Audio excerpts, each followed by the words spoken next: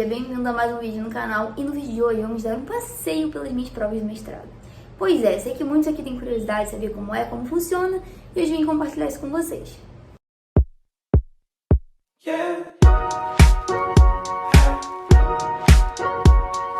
De fato, eu nem sei se eu posso compartilhar isso aqui.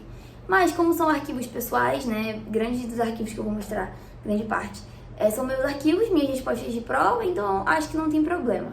Vou mostrar também algumas provas sim, que eu sei que vocês querem ver. E aí vou cortar nome de professor, instituição e etc. Mas vocês sabem onde eu faço mestrado, né? Então não é segredo pra ninguém. Bom, vou mostrar pra vocês, de fato, os arquivos, tá? Então a gente vai sair daqui dessa tela, vai pra tela do meu notebook, não, do meu iPad pra gente ver as provas. E vou compartilhar um pouquinho como o professor tem cada didática, porque é um pouco confuso, mas vocês vão entender. Basicamente, assim, bem resumido, uma pós-graduação, como é um mestrado, é algo assim, é bem flexível. Então, literalmente, cada professor faz o que quer. Tem professor que dá prova, tem professor que não, tem professor que só dá trabalho, tem professor que dá prova e trabalho. E aí, né, fica a critério do professor mesmo. Isso pode variar muito, tem N possibilidades, né, de formas de montar aí uma nota. E eu vou mostrar 2 ou 3 aqui dentre os professores que eu já tive no mestrado. Primeiro, eu vou começar mostrando a minha matéria de fenômeno de transporte, que foi a minha pior nota. Foi a nota C. Aí eu vou mostrar pra vocês a prova e vou mostrar pra vocês a minha resposta. E aí, como que essa professora faz, né? Bora ver. Essa professora faz assim, ela manda em um e-mail cada questão da prova. Então aqui a gente tem a questão 1, a questão 2 e a questão 3 de formas separadas. E em cada e-mail ela manda uma questão dessa. E aí, conforme ela manda uma questão dessa, ela pede a resposta. Então ela manda a questão 1, tem que enviar a resposta da 1.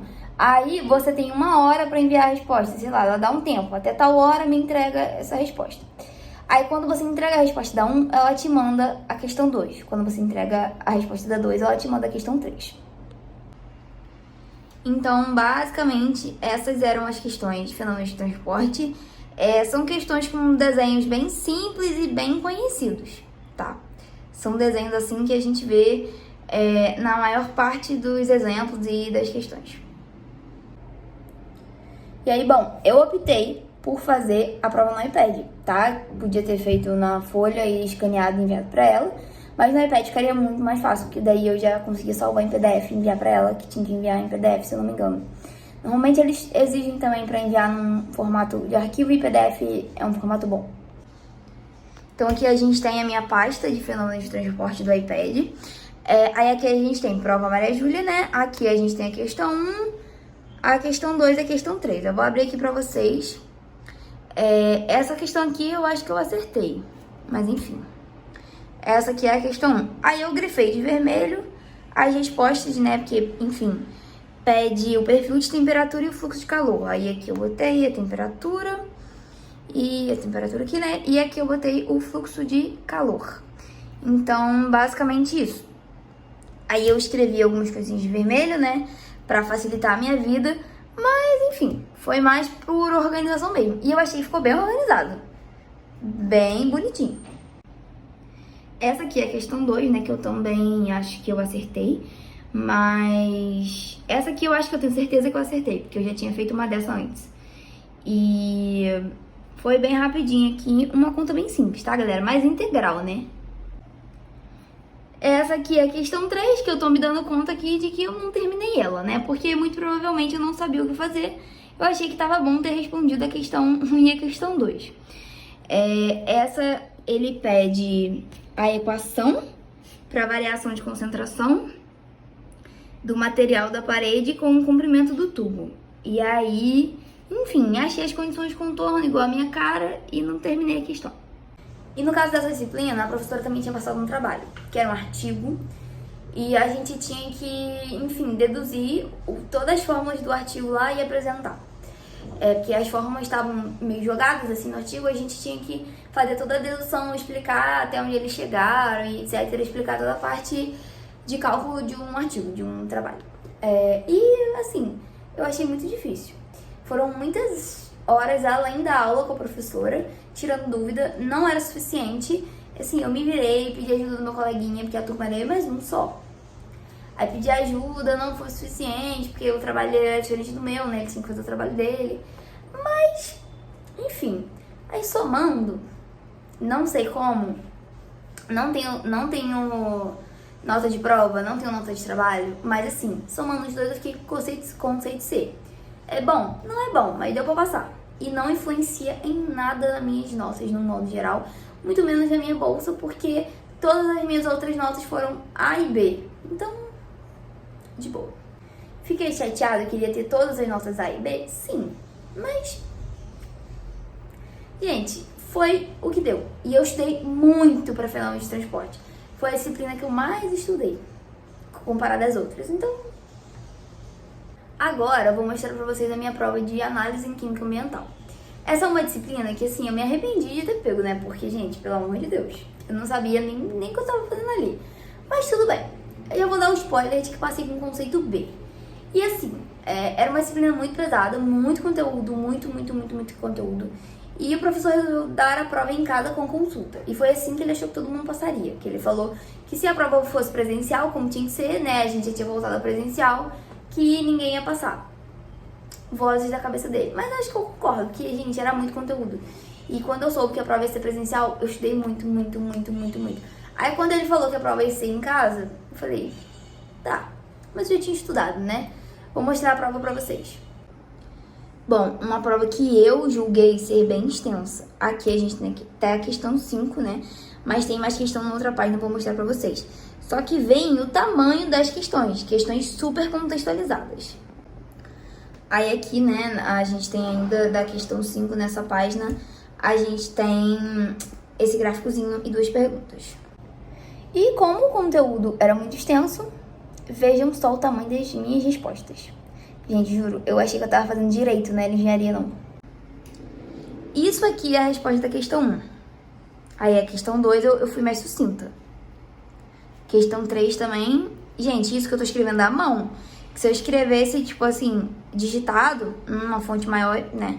E minha letra é pequenininha. Questão 4, mas assim, gente, eu escrevi muito nessa prova.